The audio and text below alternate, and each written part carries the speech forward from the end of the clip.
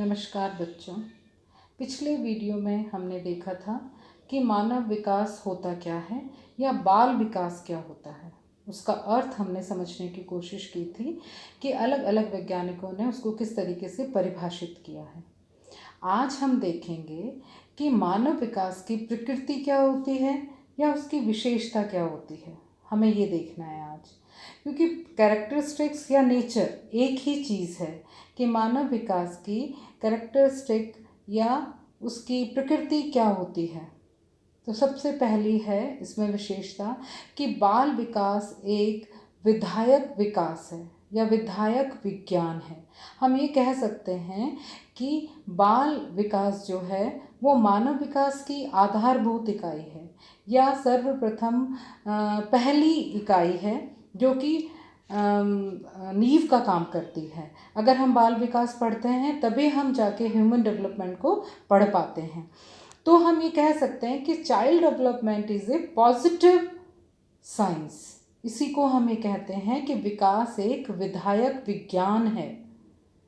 इसी को हम कह रहे हैं कि ये पॉजिटिव है, इसमें नेगेटिविटी कुछ भी नहीं है।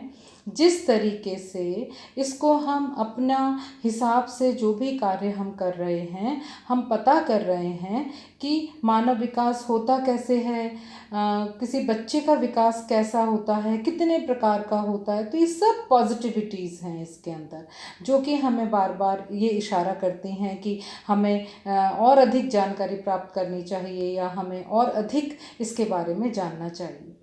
इसके अंदर इसकी दूसरी विशेषता है कि यह शारीरिक विकास का एक अध्ययन कहलाता है, कि स्टडी ऑफ फिजिकल डेवलपमेंट। बच्चे का जन्म से लेके मृत्यु पर्यंत तक का जो भी शारीरिक विकास है, छोटे से छोटा और बड़े से बड़ा, उस पूर्ण विकास को देखना ही या उसका स्टडी करना या उसका अध्ययन करना ही क्या मानव विकास की विशेषता कहलाती है। हमें इस बात का अध्ययन करना होता है कि अगर बच्चे की हाइट बढ़ रही है तो उसको कौन प्रभावित कर रहा है, उसको हम रैपिडली कैसे बढ़ा सकते हैं, पॉजिटिवली उसको कैसे ला सकते हैं। तो हम कह सकते हैं कि शारीरिक विकास का अध्ययन जो है वो मानव विकास की विशेषता कहलाती है। तीसरा सब है कि विकासात्मक दृष्टिकोण के रूप में इसका हम अध्ययन करते हैं। स्टेप बाय स्टेप किसी भी चीज़ का जब विकास होता है तो उसी विज़न को लेकर हम इसका अध्ययन करते हैं कि 1 महीने के बच्चे के शरीर में क्या डेवलपमेंट है, 2 महीने के बच्चे में क्या शारीरिक डेवलपमेंट है, किसी तरह की कोई समस्या तो नहीं, गुणात्मक है, नकारात्मक है, सकारात्मक है। इन सभी चीज़ों को दृष्टिगत रखते हुए हम इसका अध्ययन करते हैं। इसमें 4 नंबर पे आता है प्रयोगात्मक दृष्टिकोण। किसी भी व्यक्ति विशेष बच्चों के जो भी कोई व्यवहारिक समस्या होती है उसमें हम एक्सपेरिमेंट करके, एक्सपेरिमेंट विज़न से भी हम पता लगा सकते हैं कि मानव विकास की त्रुटियां कहाँ हैं, हमें उसको और बेहतर किस तरीके से बनाया जा सकता है।